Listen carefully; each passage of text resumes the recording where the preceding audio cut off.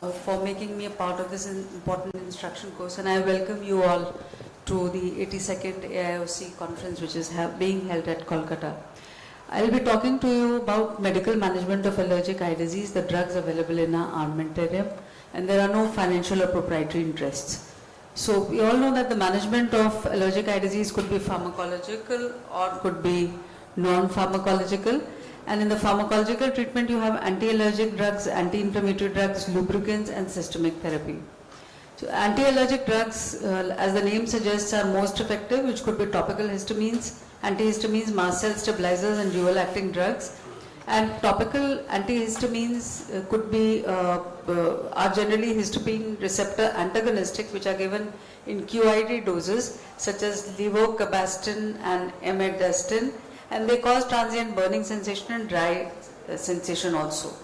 Mast cell stabilizers are used, such as sodium chromoglycate or nidochromal sodium, which inhibits the mast cell degranulation, again given in QID doses, and dual acting would have both. That means there would be antihistaminic as well as mast cell stabilizer, and so it's given in BD doses, and there is transient burning sensation. But examples are bepotestin, ketotifen, and olopatadine. So initially when the patient comes, I generally like to give lubricants, because the lubricants, they wash off some of the allergens. The second drug in mild cases, which possibly I'll give, is topical antihistamines, and because they block the inflammatory effect of the endogenous histamine, and drugs which can be given are levocabastin or amidestin in QID doses. Now, they are not going to treat the disease, but they are in some way going to decrease your symptoms. But this burning sensation and dry sensation will definitely be there. So if it is a mild disease, then you can try topical antihistamines, but be careful, all antihistaminics will cause some element of dryness or dry eye. So preferably avoid them in severely dry eyes. Then mast cell stabilizers could be your sodium chromoglycate, nidochromal sodium, or lodoxamide, which inhibits the mast cell degranulation and prevents the release of cytokines. And lodoxamide also inhibits the eosinophil activation and degranulation, and nidochromal acts on multiple cells. Again, the frequency is QID, and it can be given on a long-term basis, although it is slow in its action.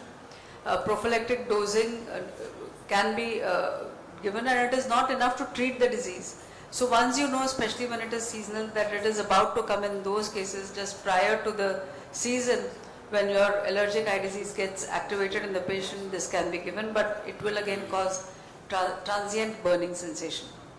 I think the most popular ones, or the most which are used nowadays, are the dual acting ones, which are both, which would have a histamine receptor blockade and will have a mast cell stabilizing property.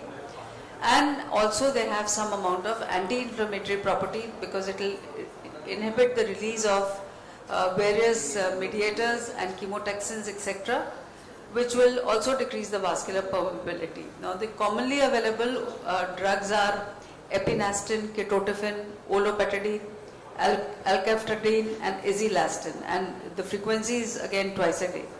Now, they act very rapidly because they have an antihistaminic, and they will also give you long-term benefit because of the mast cell stabilization, and would have minimal adverse events.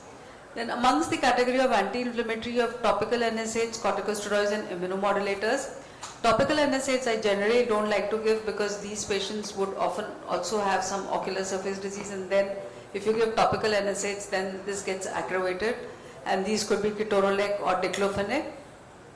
The frequency is generally 2 to 3 times a day, and like I said, most cases would like to avoid these drugs. Topical steroids you may have to give in the form of lodopredlon, FML, dexamethasone, betamethasone, prednisolone, or difluprednate. So if it is a mild one, I would rather give a lotoprednal or a fluorometholone, because that is more surface friendly. If I have to use dexamethasone, betamethasone, prednisolone, I would do it for more severe cases. But for milder, moderate cases, one can use fluorometholone or lotoprednol. And generally, it is preferable to use steroids with a low strength and low effect on intraocular pressure, especially when they are steroid responders with increase in the intraocular pressure.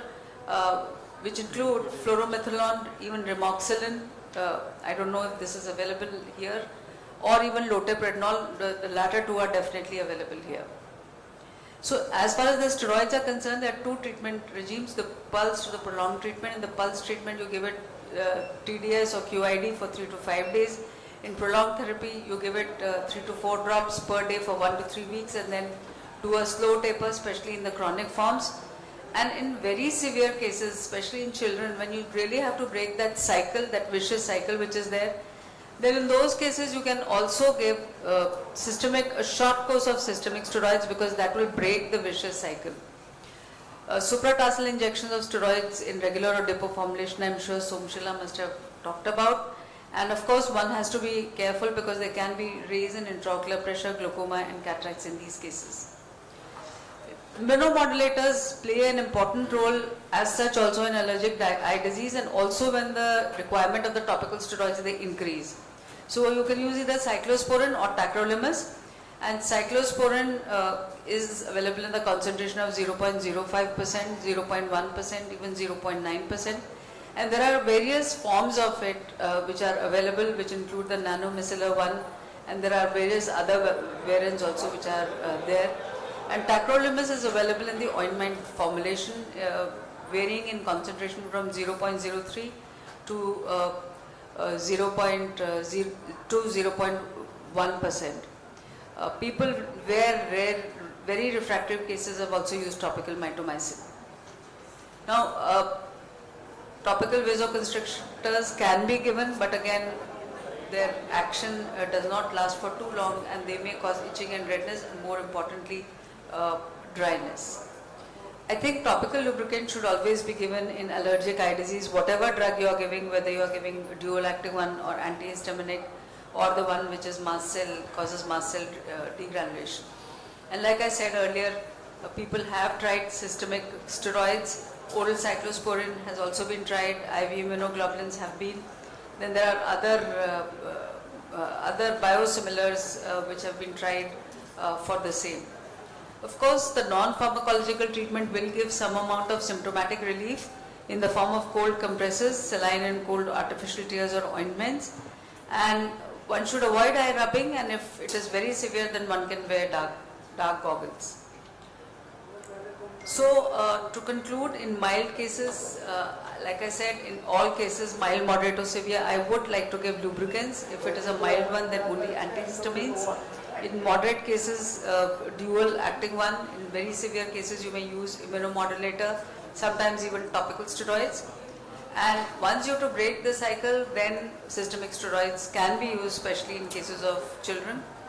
Also, important thing is that prophylactically, when you know that it is seasonal and it is going to come year after year, then prophylactically the dual acting drugs can be given when the season starts. So thank you very much for your kind attention.